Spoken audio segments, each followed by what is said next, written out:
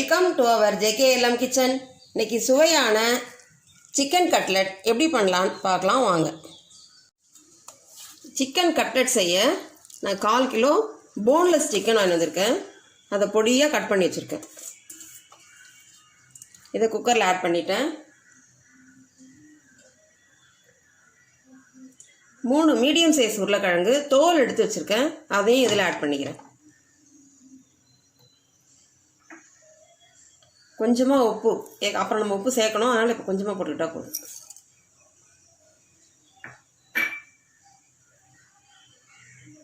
கால் spoon மஞ்சள் தூள், 3/4 class இதில் தண்ணி ஆட் பண்ணிக்கலாம்.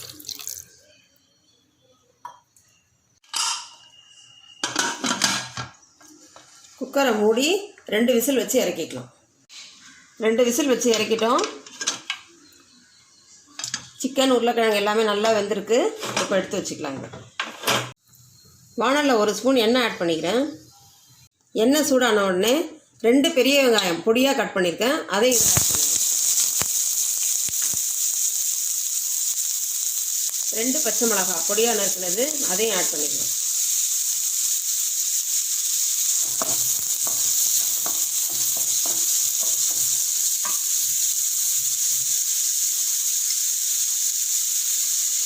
கால் ஸ்பூன் உப்பும் ஆட் பண்ணிக்கலாம்.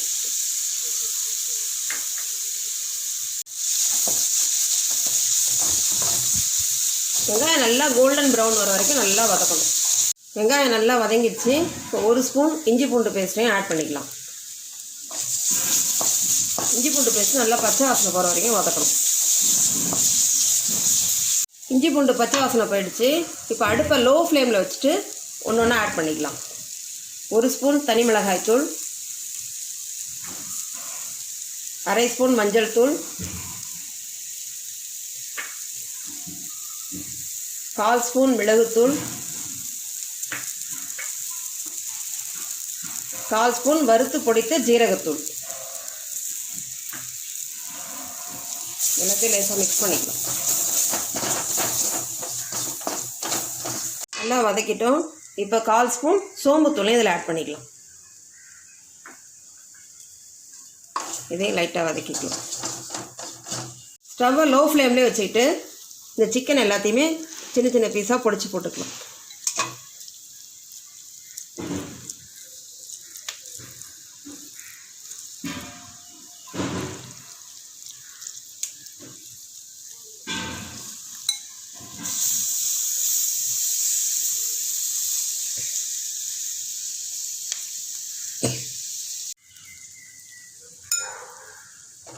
சிக்கன் எல்லாம் போட்டு நல்லா மிக்ஸ் பண்ணிட்டோம்.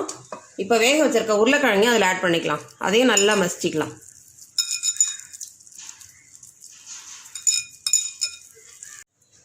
உருளைக்கிழங்கு நல்லா மசிச்சிட்டேன். இதையும் இதில் ஆட் பண்ணிக்கலாம்.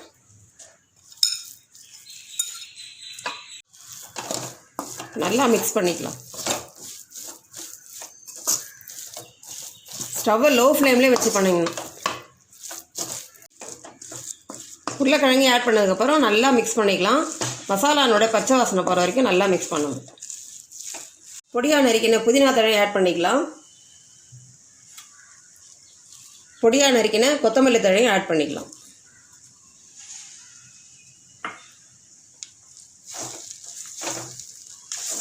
இதை ஆட் பண்ணதுக்கப்புறம் 1 நிமிஷம் நல்லா வதக்கிக்கணும். 1 நிமிஷம் நல்லா வதக்கிட்டோம். இப்போ ஸ்டவ் ஆஃப் பண்ணி இதை ஆற வச்சுக்கலாம். சிக்கன் மசாலா நல்லா ஆறிடுச்சு. இப்போ நம்ம ஒரு முட்டையை உடைச்சி ஊற்றிருக்கோம். இதை நல்லா மிக்ஸ் பண்ணிக்கலாம்.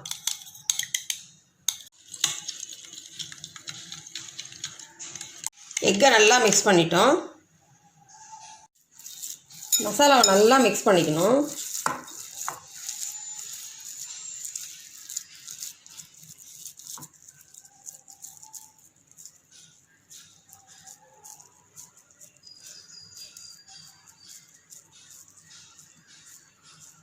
இந்த அளவுக்கு மாவு எடுத்து தட்டையாக இப்படி பண்ணிக்கணும். இதை ஒன்று ஒன்றா இது மாதிரி செஞ்சு பிளேட்டில் வச்சுக்கலாம்.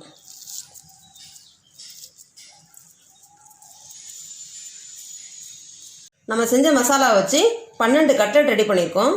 இப்போ ஒன்று ஒன்றா எடுத்து முட்டை மிக்சரில் நல்லா மிக்ஸ் பண்ணி பிரெட் க்ரம்ஸில் போட்டு நல்லா மிக்ஸ் பண்ணிவிட்டு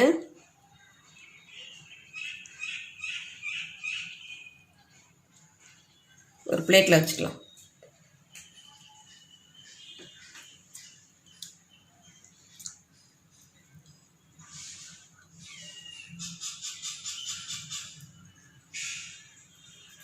எல்லா கட்லெட்டையும் முட்டையில் டிப் பண்ணி பிரெட் க்ரம்ஸில் கோட் பண்ணி எடுத்து வச்சிட்டோம். இப்போ இதை ஃப்ரிட்ஜில் 10 நிமிஷம் வச்சு எடுத்துக்கலாம். கட்லெட்டை 10 நிமிஷம் ஃப்ரிட்ஜில் வச்சு எடுத்துன்னு வந்து வச்சிட்டோம். இப்போ எண்ணெயில் பொரித்து எடுத்துக்கலாம்.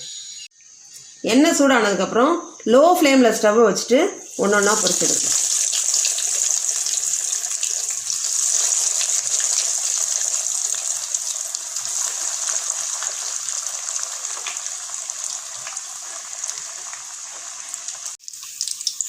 கட்லெட் நல்லா இந்த அளவுக்கு கலர் மாறுற வரைக்கும் ஃப்ரை பண்ணணும். அப்போ தான் கட்லெட் நல்ல டேஸ்ட் வரும்.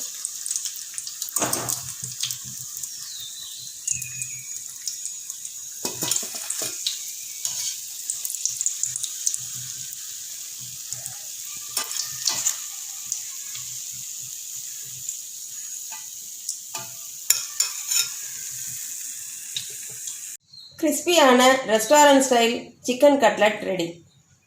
நீங்களும் உங்கள் வீட்டில் ட்ரை பண்ணி பார்த்துட்டு எப்படி இருந்துச்சுன்னு கமெண்ட் பண்ணுங்கள்.